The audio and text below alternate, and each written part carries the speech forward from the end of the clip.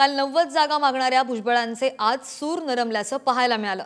भाजपच big brother आणि त्यांनाच जास्त जागा मिळणार असं वक्तव्य छगन भुजबळ यांनी केलंय, तर भाजपच जास्त जागा लढणार असं सुद्धा वक्तव्य फडणवीस यांनी केलं होतं। काल छगन भुजबळ यांनी 90 जागा मिळण्याचं वक्तव्य केलं होतं, मात्र काल 90 जागा मागणाऱ्या भुजबळांचे सूर आज नरमलेले दिसले। भाजपच बिग ब्रदर आहे आणि त्यांनाच जास्त जागा मिळणार असा दावा भुजबळांनी केलाय, तर भाजपच जास्त जागा लढणार असा विश्वास सुद्धा उपमुख्यमंत्री देवेंद्र फडणवीस यांनी व्यक्त केलाय। योग्य तो वाटा जो आहे महाविकास महायुतीमध्ये जे आहे आपल्याला मिळाला पाहिजे। आम्हाला एवढ्या जागा मिळाल्या पाहिजेत हे त्यांना आपल्याला सांगावं लागेल। तेवढ्या मिळाल्या तर 50-60 निवडून येणार हो, आणि फक्त आता तुमच्या 50च आहे मग 50च गेलं त्याच्याला काही गाळायला म्हणजे आणखी खाली यायचं आपलं काम, तर तसं होताच कामा नये। त्यामुळे आता त्यांना सांगून टाका बाबा की हे आम्हाला आमचा वाटा जो आहे हा आम्हाला मिळाला पाहिजे। विधानसभेमध्ये कोणी किती जागा लढायच्या या संदर्भात तिन्ही पक्षाचे नेते एकत्रित बसतील, योग्य फॉर्म्युला ठरवतील आणि त्यानुसार तिन्ही पक्षांना जागा मिळतील। निश्चितपणे भाजप सर्वात मोठा पक्ष असल्यामुळे भाजपला सर्वात जास्त जागा मिळतील, पण आमच्या सोबतचे जे दोन पक्ष आहेत त्यांचा पूर्ण सन्मान हा यामध्ये राखला जाईल।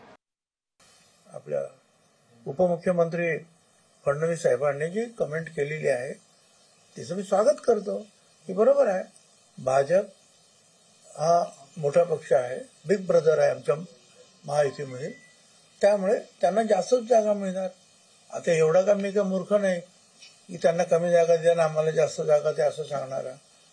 त्यांना जास्त जागा मिळणारच आणि त्यांना त्या दिल्याच पाहिजेत। पण त्यांनी हेही सांगितलं की आमच्या बाकीचे दोन जे आहेत पक्ष त्यांचा जे आहे योग्य तो मानसन्मान राखला जाईल, तर ते बरोबर आहे, ते मला मान्य आहे आणि ते चांगली कॉमेंट आहे, ते ऍक्सेप्टेड। मग भारतीय जनता पार्टीचे 105 आमदार आहेत, त्यांनी काय 105च्या खाली येऊन त्या ठिकाणी पुढे जायचं का?